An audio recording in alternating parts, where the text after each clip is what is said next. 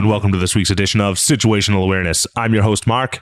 I'm playing Gamble Cleese, and I'm joined, as always, by the Furtive Four. Well, I guess there's three of them, but I make four. Anyways. Rich playing Seth. Oh, playing Quintarius Can't Stop Stealing.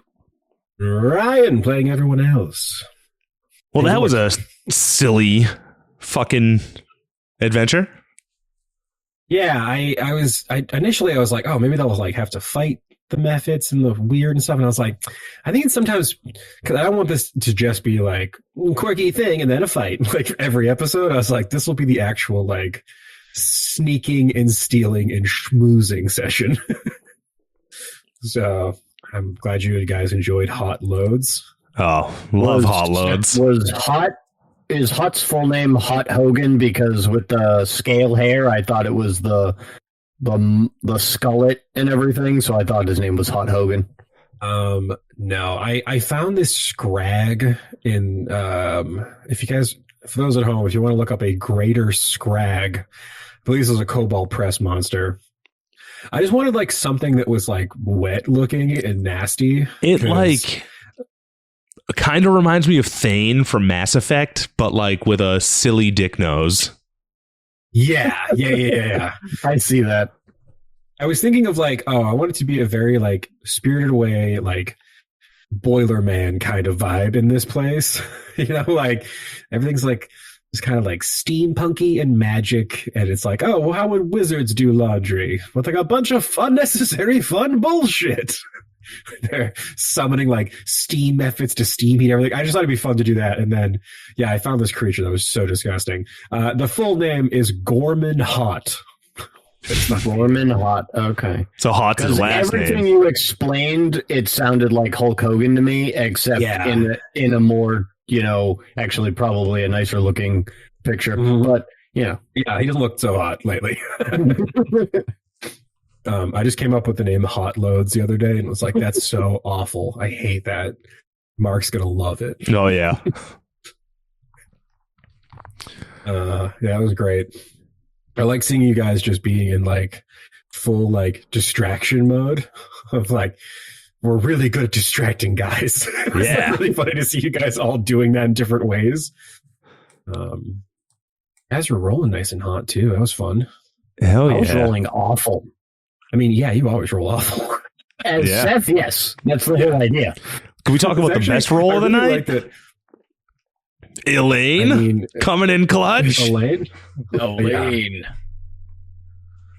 Well, I was like, how do I end this if we're not doing a fight? Oh, I know. Gore will ride this giant, stupid animal Mark summoned through the thing. Like, blow up everyone's spot immediately. What's the dwarf's name? The little manager dwarf? Oh, that was Yamond. Yamond. I had him totally fooled. Oh, 100%.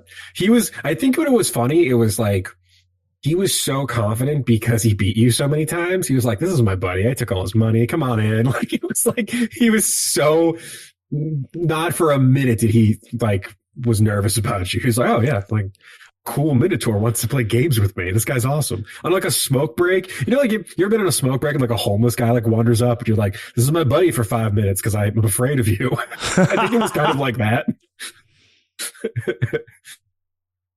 When I worked at Blockbuster, I smoked cigarettes like a lot back then. So I would always go out on smoke breaks, and I don't want to like give the town I worked in, but I grew up in a not great area. So on all of my smoke breaks, I was just hanging out with all the fun homeless guys out there, and they were a hoot. I had like such a great relationship with everyone in that like little plaza I worked in. Oh, hell yeah. Sometimes you got to be like, okay, bud, all right, we've had our fun, but you're scaring the children. So got to kind of go outside because I think you're on a little bit of drugs right now, which is fine. It's, enjoy your day. But there was one guy that he would come in at the end of the night and he would basically change over all of the like quarters and change he had made, like bumming from the day, into like bills. And it was awesome for me because it meant I didn't have to go to the bank in the morning to get more change. That's hilarious. Wicked great relationship. That was my boy. I was like, oh, hell yeah. You got my nickels. It was like a really nice thing we had going. I'm a little bummed that we're already on the third episode of this because I do really, really love these characters already. Well, I mean, once they get on the train, that's not the end of their story. That's Assuming true. they make it to the train. I know we've done some silly one-shots, but I think the Gort shorts are going to be an ongoing thing for a couple reasons. One, I think Gort may be the fan favorite NPC so far. It's tough running. There's a lot of great ones, but I think Gort might be a big favorite. I also think his mission is just so funny to me. I want to keep exploring how that goes. And also, let's be real, we're all men in our 30s, so it's, hard to always be able to do in-person recording. So it's nice to now have an option to kind of do these kind of mini things on times we can't fill in. Yeah. Yep. Yeah, this month has been cursed. This month has been wicked cursed. Filler arc February obviously is only happening because we had scheduling conflicts. Yeah, then everybody got sick. Also, everyone's sick. I had a crazy fever all weekend. We were supposed to record a couple of days ago, but I couldn't sit up. And I was like, yeah, I mean, usually our sessions are a fever dream, but I didn't want it to go that far. But I hope my mic sounds better. I'm so sorry to the listening audience who had to go through those first two. It's so bad. I hated editing it. I was just no,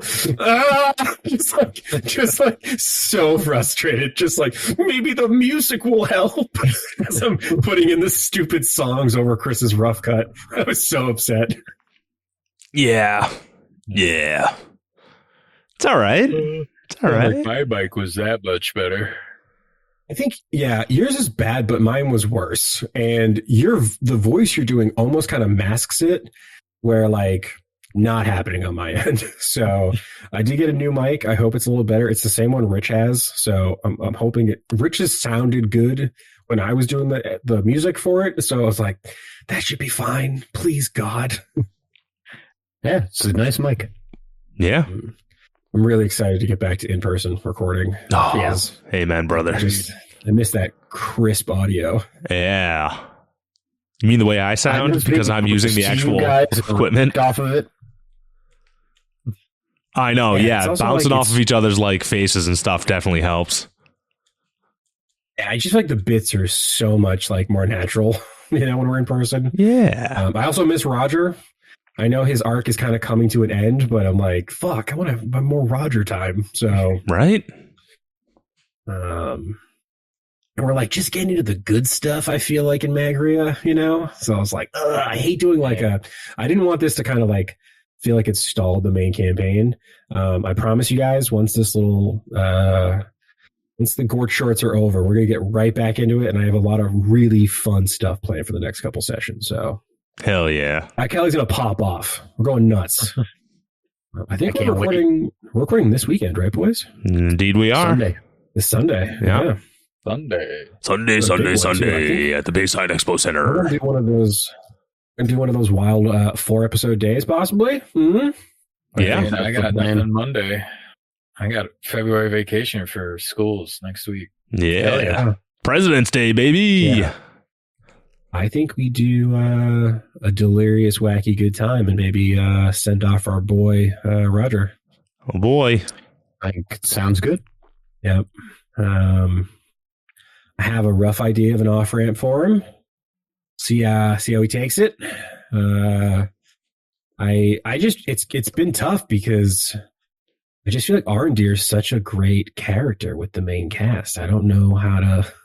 I'm it feels weird to be and later, obviously, we got a lot of guests lined up for the show. So I got to eventually figure it out. But, well, he's not Cosmo with Eric. We could just be and then he went on tour and that's what he's doing. Yeah. It was so much a cleaner break there, It's so much easier, writing off a bard in general, but it's also I think the thing too is that Cosmo had his own life before he met the gang, sort of, he had like dreams of being a musician, and now he has an opportunity to do it. Where Arendir is like, my life is bleebly now. That's true. It's so locked in. So it's like, I mean, I'm not going to kill him twice. That feels crazy and mean to do to a guest. So I have to. Why not? I have to write it in a way that makes sense. Listen, Kill him twice. Make him a coin. no, I can't. I can't do it. Then we could bring him around forever. Get Roger on speakerphone at all times. Roger has like real responsibilities. He's harder to schedule around. But yeah, I'm really happy that we've gotten to kind of let you guys kind of go nuts with new characters for a little bit. I feel like it's always just nice in general getting to play some new characters. I was thinking like I haven't made a new D&D character in a hot minute. I'm like itching to. Yeah, but you got a DM. Really? I know, but What do you mean? All you do is make up characters constantly. yeah, I mean that is Plenty true. of character. It is funny too because all of my NPCs are always so chaotic and so weird, and then when I get to make a character, I'm always like, "All right, everyone, let's do what the DM wants to do on the goal, and then I'm part of the team." Like, I'm such a DM's pet when I'm a player. I'm like, "Yeah, guys, maybe we should button things up and go this way." I can't help it. I do it every time. That's no But fun. I know. It's just someone's got to be the one that's like, all right, let's steer the ship just a hair towards what the DM's trying to do a little bit. No. Let us go off the rails. I know. I'm like, I could not be preaching to a worse choir. Yep. You are though the DM's best friend because I love DMing for you because of that fact that you will just drive the plot along, and it's very helpful. Yeah, what I know what it's like back there. It's scary. what was the game? Yeah, you were the detective where in our other our like personal campaign where Oh yeah, because there were Who our was friend it? Tom DM'd Tom ran a incredibly fun campaign, and it was like a mystery thing. He was like, "All right, Oh, yeah. we're doing a mystery detective story," and I was like, "Oh, awesome! I love Inquisitor Rogue. I can't wait to play it." And I show up with like a half elf detective rogue, and I'm like, "Yeah, I'm gonna like really fit the scene." And then I look around the room, and the other characters are a katana wielding samurai frog, a Muppet in a trash can, and a 5 snakes in a trench coat. and Haru played 5 snakes in a trench coat. And I was like, all right, so I guess I'm babysitting for the next 10 episodes. He was so mad the whole time we played because we just did our You thing tell- and he wanted to investigate. Hey, Zoltar is the best detective I've ever known.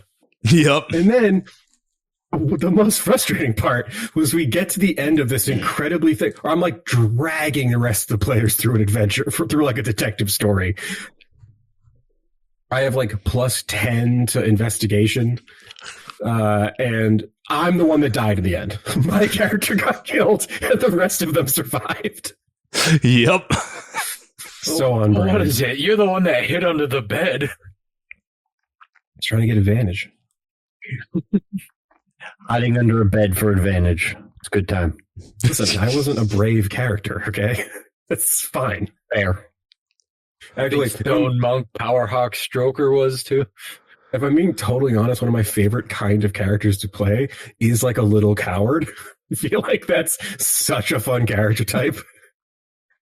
Just hiding behind shit and better characters the whole time.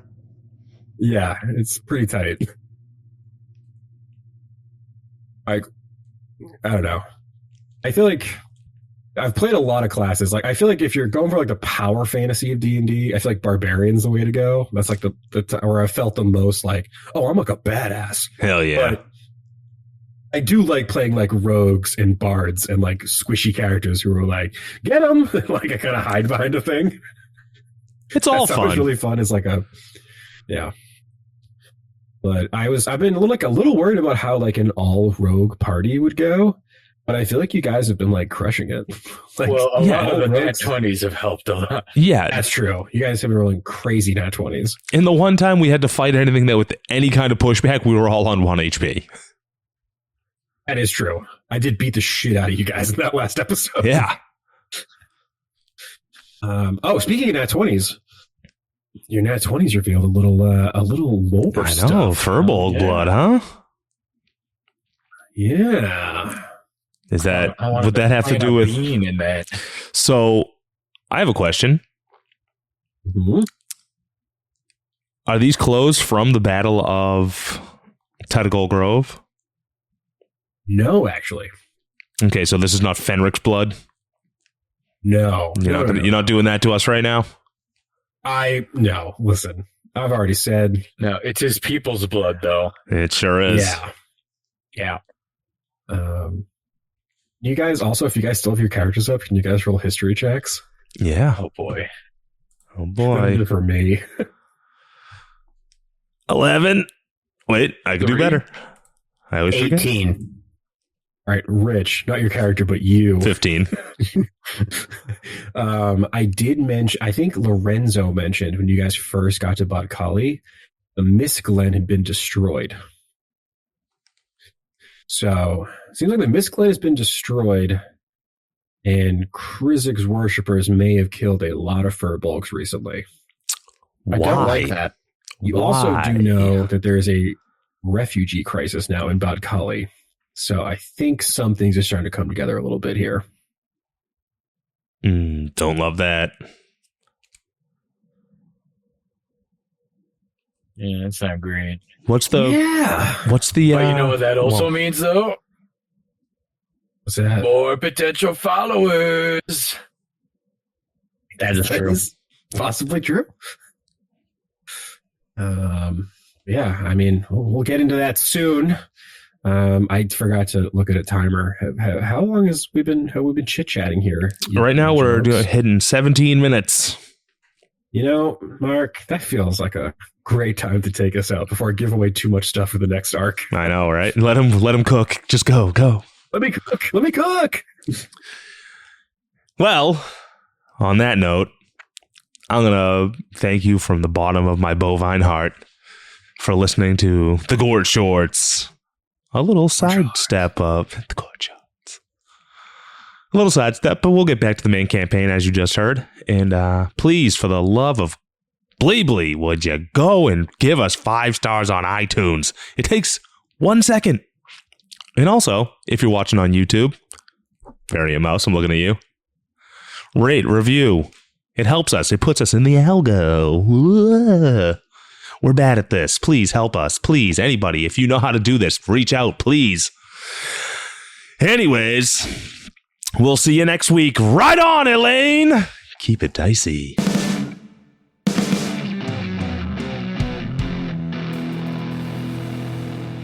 This has been a Business Shark production.